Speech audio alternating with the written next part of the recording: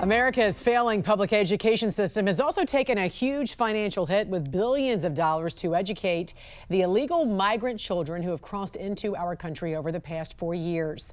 Well, now that parents are fed up and have voted for change, several sanctuary cities and states are vowing to fight any new legislation to deport illegal migrant families.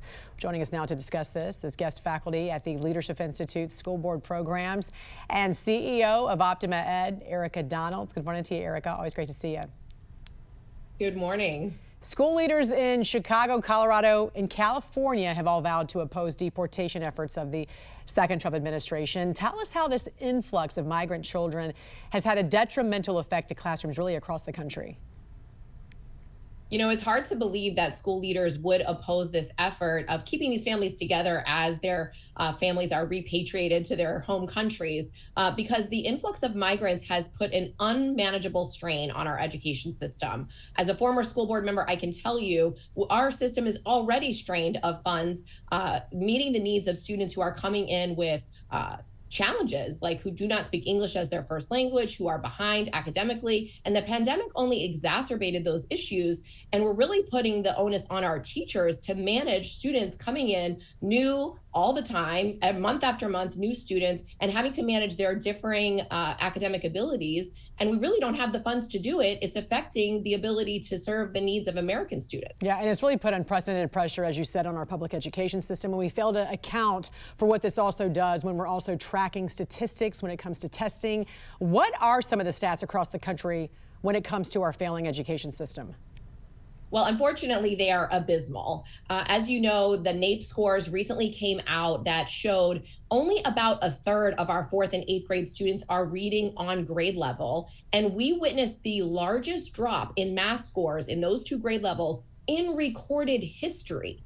Now, we are really falling behind when it comes to the global competition of academic performance, and this is not helping matters at all. You look at a place like Baltimore, where 40% of the high schools have exactly 0 students who are performing on grade level, who can read proficiently according to the NAEP and according to scores. And then states like Massachusetts that are actually removing their high school exam. So we don't even know how those students are going to perform. Yeah, and we have these packed classrooms right now, a lot of non-English speaking students.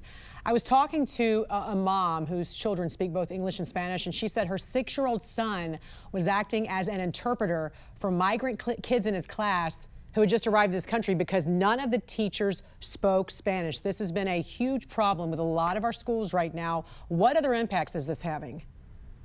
Well, and you're not just seeing that there, and you feel so sorry for not just the students who are affected by this, but the teachers as well, because inevitably their attention is diverted to these new students that are coming in that are most of the time very far behind, not just speaking Spanish as a second language, but many other languages that are coming over our borders. And so it's inevitable that our students that are there, that are performing on grade level, they are the ones who are going to suffer. And not only that, just as you gave the example, they're having to take their class time when they should be learning and they should be growing to help other students along. The teachers do not have the resources or the bandwidth to meet the needs of all of the Native and the American students, and also the immigrants that are coming in nonstop. It's hurting everyone. It serves no good purpose for some of these teachers right now either. As you said, they're incredibly frustrated. It's not just the American kids, it's the migrant kids also who are incredibly frustrated. How much is this costing the American taxpayer? Well, untold amounts, and in multiple ways. If you think about the number of families that have come over the border, if a third of the 3 million or so, it's hard to know how many. Just this 1 year alone is what you're talking about, this 1 year. Yeah, talking about this year, 3 million. Right. If 1 million of them are students in our public school system and you know, $10,000 a piece, you know, you're talking about billions of dollars that isn't there. It's not like we're pouring more money into the education system. Right. As a former school board member, I can tell you our budget is fixed. So it's actually just diverting those funds away from students who need those funds to get caught up after a pandemic and to make sure that we are reading on grade level. We're talking about added social services, cities like Boston adding multiple social services, people who are meeting the needs of special needs students that are coming in as well. And so the funds are not just additional funds costing the taxpayer, but it costs the taxpayers because they're paying these monies